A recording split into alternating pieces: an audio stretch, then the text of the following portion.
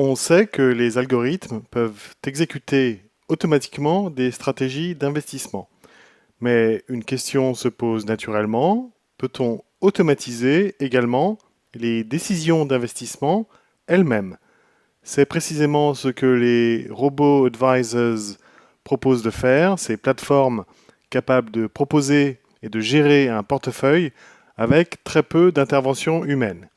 Aujourd'hui, ces solutions gèrent plusieurs milliers de milliards de dollars d'actifs dans le monde. Mais remplacent-elles vraiment un gérant de portefeuille ou sont-elles plutôt un outil d'aide à la décision? Dans cette vidéo, nous essayons de répondre à trois questions. Comment fonctionne un robot advisor? Dans quel cas apporte-t-il une véritable valeur ajoutée? Et l'intervention humaine reste-t-elle indispensable? Comment fonctionne donc un robot advisor? Contrairement à ce qu'on pourrait penser, il ne prédit pas l'évolution des marchés, il applique simplement des règles définies à l'avance. Tout commence par un questionnaire adressé aux clients avec des questions telles que quel est votre horizon d'investissement? Quel niveau de risque acceptez-vous? Avez-vous besoin de revenus réguliers? Ou encore, souhaitez-vous intégrer des critères ESG? À partir de ces réponses, l'algorithme sélectionne une allocation d'actifs à l'aide d'une des méthodes couramment utilisées, approche de Markowitz, approche Risk Parity ou encore modèle Black-Litterman. Mais pour l'utilisateur final, toute cette complexité est invisible. Il reçoit simplement une proposition de portefeuille adaptée à son profil. Une fois le portefeuille créé, le robot advisor le surveille automatiquement. Si certaines positions deviennent trop importantes après une hausse ou une baisse des marchés, l'algorithme procède à un rééquilibrage. Grâce à cette discipline automatique, on se prémunit contre le risque de voir les émotions prendre le dessus. Alors, quels sont les avantages et les limites des robots advisors? Le premier avantage, c'est leur coût. L'automatisation permet de réduire fortement les frais de gestion. Le deuxième avantage, c'est la cohérence. L'algorithme applique toujours les mêmes règles. Il ne panique pas lors d'un krach boursier et il ne devient pas excessivement optimiste pendant les bulles financières. Enfin, le troisième avantage, c'est le suivi permanent. Le portefeuille est rééquilibré automatiquement dès qu'il s'éloigne de son allocation cible. Mais ces avantages s'accompagnent de limites.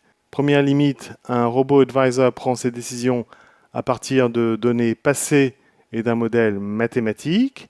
Or, les marchés évoluent constamment. Si les relations historiques entre les actifs changent, le modèle peut devenir moins pertinent. Une autre limite, ce sont les événements exceptionnels. Une crise géopolitique, une pandémie ou un changement réglementaire ne ressemble à aucun scénario du passé. Dans ces situations, un professionnel peut intégrer des éléments qualitatifs que l'algorithme ne perçoit pas forcément. Enfin, troisième limite, les investisseurs n'ont pas tous les mêmes besoins. Deux clients peuvent avoir le même âge, mais des objectifs totalement différents. L'un prépare sa retraite, tandis que l'autre souhaite acheter un logement dans 3 ans. Or, le robot advisor ne capture pas toujours ces nuances subtiles. L'intervention humaine peut-elle encore avoir un rôle dans ce contexte? Dans la pratique, très peu d'établissements financiers fonctionnent avec une automatisation totale. La plupart utilisent un modèle hybride. L'algorithme réalise les tâches répétitives et les experts interviennent lorsqu'une décision nécessite l'intervention du jugement. C'est notamment le cas lors d'une crise financière importante, d'un changement de réglementation, d'une évolution des objectifs du client, ou encore lorsqu'un portefeuille présente un comportement inattendu. On voit donc que le rôle du gérant évolue, il n'est plus nécessairement celui qui sélectionne chaque actif d'un portefeuille. En revanche, il supervise les modèles, il vérifie leur cohérence et il prend des décisions lorsqu'une intervention humaine est nécessaire. En Europe, les établissements financiers doivent pouvoir démontrer que leurs recommandations sont adaptées au profil de tel ou tel client. Ils doivent être capables d'expliquer les décisions prises et d'assurer leur traçabilité. Autrement dit, même lorsqu'un algorithme intervient, la responsabilité finale reste humaine. C'est pourquoi un robot advisor ne doit pas être considéré comme le remplaçant d'un gérant, mais comme un outil permettant d'améliorer l'efficacité opérationnelle. Les meilleures organisations associent aujourd'hui la rapidité de l'automatisation et l'expérience des spécialistes. C'est cette complémentarité qui crée le plus de valeur. En conclusion, les robots advisors représentent une évolution importante dans la gestion d'actifs.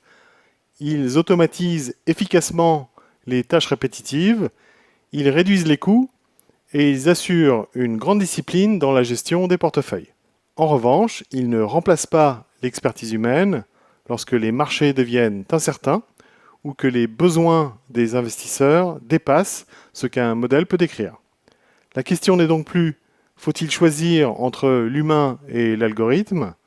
La véritable question est plutôt quelles décisions gagneraient à être automatisées et quelles décisions doivent rester sous le contrôle d'un professionnel.